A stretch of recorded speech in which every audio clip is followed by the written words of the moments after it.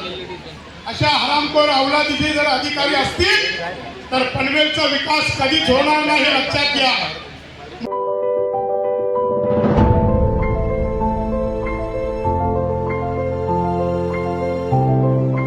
व्यथा जर जनतेच्या मांडाच्या असतील तर ही जनता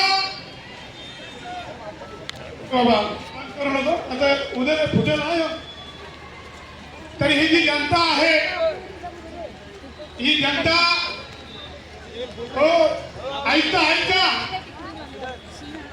चिखले साहेब आहेत का पळाले? अरे बोला तिकडून पत्रकार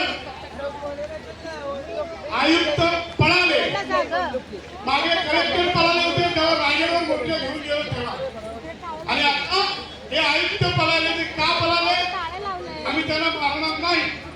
आज सर्वप्रथम जनतेसमोर सांगतो की कालच ज्यांनी पनवेल शहर पोलीस स्टेशनचा चार्ज घेतला त्या सिनियर इन्स्पेक्टर साठी जरा जोरदार टाळ्यांच्या गजरात स्वागत करा।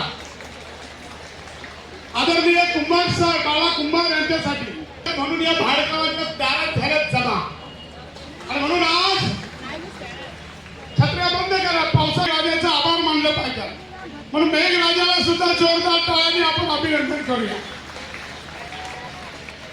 या ठिकाणी पोलीस प्रशासन पत्रकार आणि public 3 P P P P आणि पळून गेले ते पण पी त्यांना थांबलं पाहिजे।